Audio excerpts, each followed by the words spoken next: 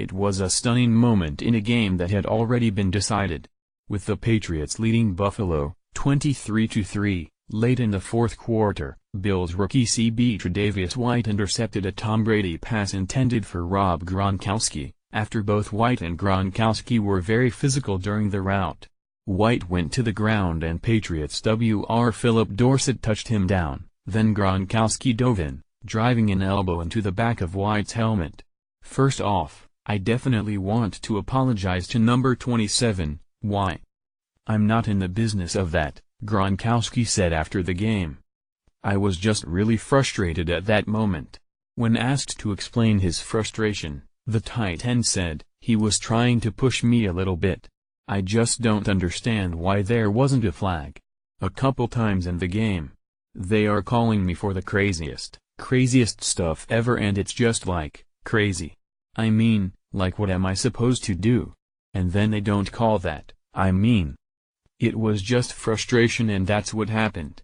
In the other locker room, Bills safety Michael Hyde called the move a dirty play, and it was reported that White, who took his helmet off and slowly got up after the hit, entered concussion protocol. Now it is up to the league to decide how to punish Gronkowski, who was penalized but not ejected. Former head of officiating Dean Blondino, now an analyst for Fox, said he should have been removed from play.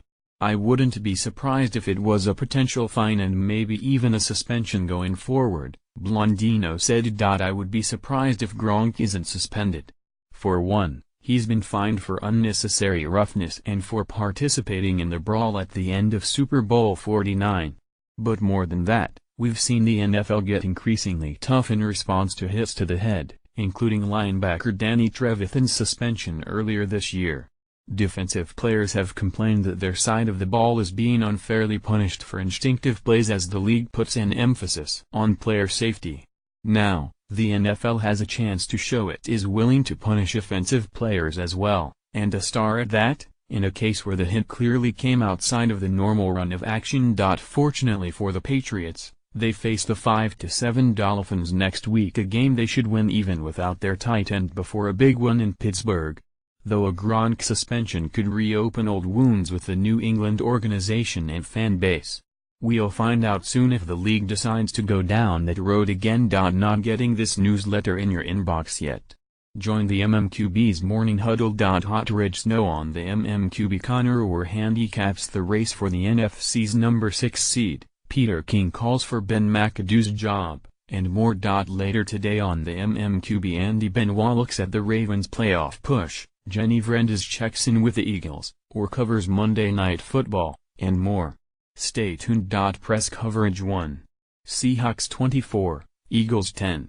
The NFC got a whole lot more interesting Sunday night. Russell Wilson was dynamic, throwing for 3 scores and mounting an MVP case, and a depleted defense forced 2 Philadelphia turnovers to snap the Eagles' 9-game win streak and push them out of the top spot in the NFC standings. The Vikings now hold the No. 1 seed. Seattle currently sits in 5th. 2. Vikings 14, Falcons 9. The Vikings went to Atlanta and held the Falcons without a touchdown for the first time since 2015. Atlanta fans now become Minnesota supporters as the Vikings head to Carolina. The Panthers sit a game ahead of the Falcons in the wild card race. 3. Saints 31, Panthers 21. About those Panthers.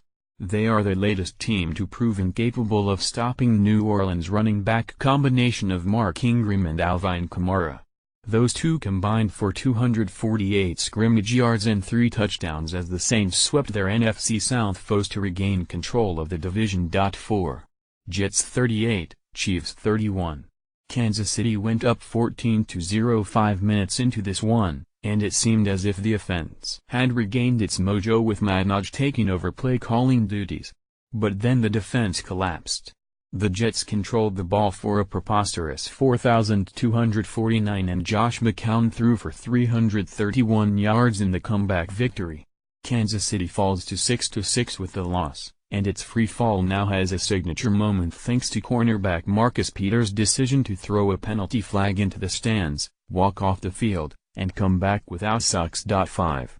49ers 15, Bears 14. Jimmy Garoppolo got a win in his first start for San Francisco. He moved the ball effectively, but drives repeatedly stalled in the red zone. Kicker Robbie Gould accounted for all 15 points for the Niners in a revenge game for the former Bear. 6. Raiders 24, Giants 17. Geno Smith fumbled twice for New York as Eli Manning watched from the sidelines. But the bigger story was Marshawn Lynch rushing for 100 yards for the first time as a Raider, helping Oakland rise to 6-6, tied with the Chiefs and Chargers. 7. Titans 2,